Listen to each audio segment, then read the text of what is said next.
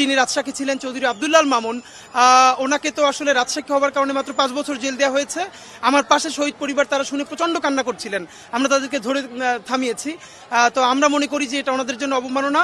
হ্যাঁ, ঠিক আছে, উনি হেল্প করেছে, কিন্তু ওনাকে, এবং আদালত নিজে স্বীকার করেছে যে সে যে কাজ করেছে এটা ক্যাপিটাল পানিশমেন্টের অপরাধ, কিন্তু সেই ক্যাপিটাল পানিশমেন্ট তো 5 বছর হয় না সেখান থেকে।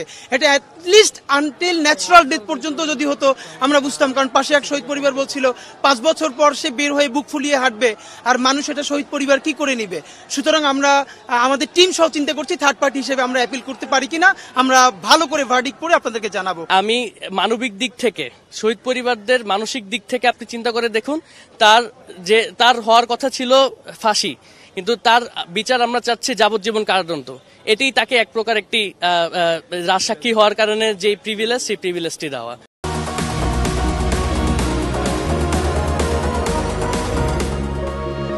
প্রথমত আপনারা তো দেখেছেন যে দুটো রায় হয়েছে, একটা তার যাবজ্জীবন খুনি হাসিনার আনটিল ন্যাচারাল ডেথ, আর একটা হলো ক্যাপিটাল পানিশমেন্ট। তো অবশ্যই এটা বাংলাদেশের জন্য ঐতিহাসিক রায়, ঐতিহাসিক অর্জন, আমাদের কাছে এটাকে বাস্তবায়ন করতে হবে। কিন্তু চৌধুরী আব্দুল্লাহ মামুন, ওনাকে রাজসাক্ষী হওয়ার কারণে 5 বছর জেল দেওয়া হয়েছে। আমি মাত্র, আমার দুপাশে দুজন শহীদ পরিবার বসেছিলেন, তারা কোনোভাবে নিতে পারছিলেন না, কান্না ভেঙে পড়ছিলেন। আমরা বরং মনে করছি যে এটাকে আরও রিভিউ করে অন্তত 5 বছর, এটা খুব কম হয়ে গেছে।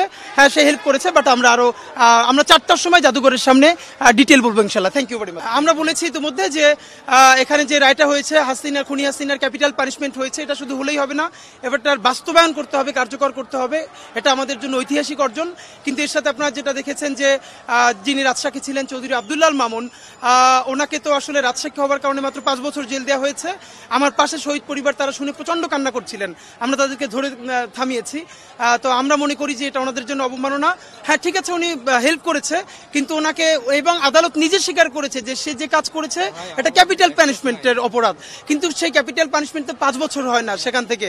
এটা অ্যাটলিস্ট আনটিল ন্যাচারাল ডেথ পর্যন্ত যদি হতো আমরা বুঝতাম, কারণ পাশে এক শহীদ পরিবার বলছিল 5 বছর পর সে বের হয়ে বুক ফুলিয়ে হাঁটবে, আর মানুষ এটা শহীদ পরিবার কি করে নিবে।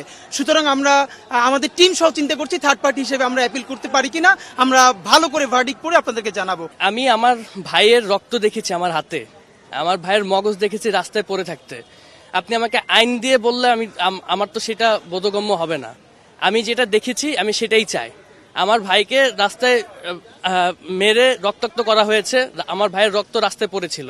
তো আমি আইনের কথা আমি চিন্তা করছি না, আমি মানবিক দিক থেকে, শহীদ পরিবারদের মানসিক দিক থেকে আপনি চিন্তা করে দেখুন, তার হওয়ার কথা ছিল ফাঁসি, কিন্তু তার বিচার আমরা চাচ্ছি যাবজ্জীবন কারাদণ্ড।